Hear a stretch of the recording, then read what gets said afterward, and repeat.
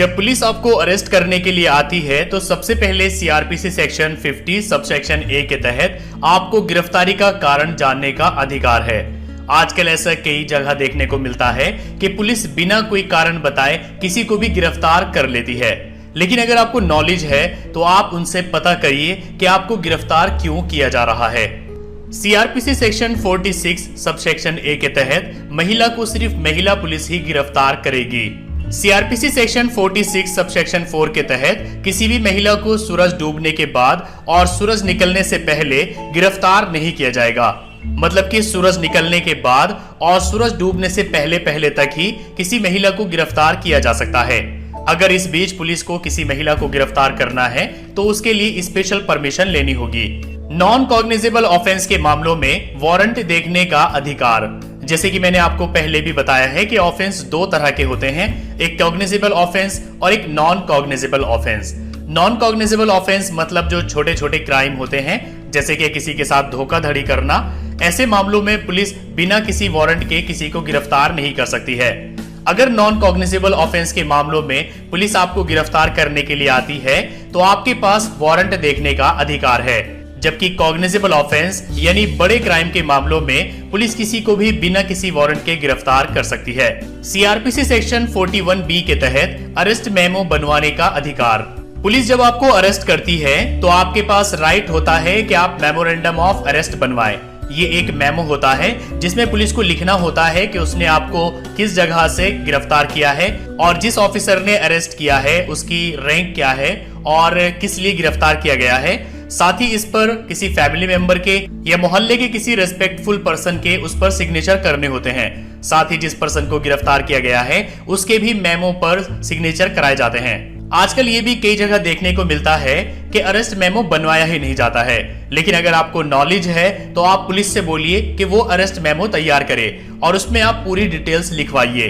CrPC section 50A के तहत police को अरेस्ट किए गए पर्सन की फैमिली या रिलेटिव्स को इस गिरफ्तारी की सूचना देनी होगी। पुलिस ने अगर आपको कहीं बाहर से अरेस्ट किया है या आपको घर से अरेस्ट किया है और वहां पर कोई फैमिली या रिलेटिव्स नहीं था तो बाद में पुलिस को आपकी फैमिली को या आपके रिलेटिव्स को इस गिरफ्तारी की सूचना देनी होगी कि आपको गिरफ्तार किया गया है और आप इस थाने में हैं और इसलिए आपको गिरफ्तार किया गया है।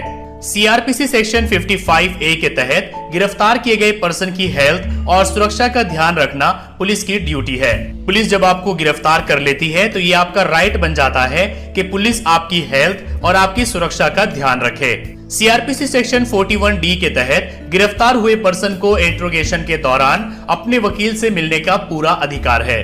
पुलिस जब आपको गिरफ्तार कर लेती है तो उसके बाद इंट्रोगेशन करती है, तो इंट्रोगेशन के दौरान आपको ये अधिकार है कि आप पुलिस से कहें कि मुझे अपने वकील से मिलना है और वकील से मिलने से पहले तक मैं आपके किसी सवाल का जवाब नहीं दूंगा। इसके बाद पुलिस की ये ड्यूटी बन जाती है कि वो एडवोकेट को इन्फॉर्म करे या फिर आपकी फैमिली को इन्फॉर्म करे कि गिरफ्तार हुए पर्सन के वकील को लाया जाए। सीआरपीसी सेक्शन 57 के तहत गिरफ्तार किए गए आदमी को 24 घंटे से ज्यादा हिरासत में नहीं लिया जाएगा। अगर 24 घंटे से ज्यादा हिरासत में रखना है तो सीआरपीसी सेक्शन 167 के तहत मजिस्ट्रेट से परमिशन लेनी होगी।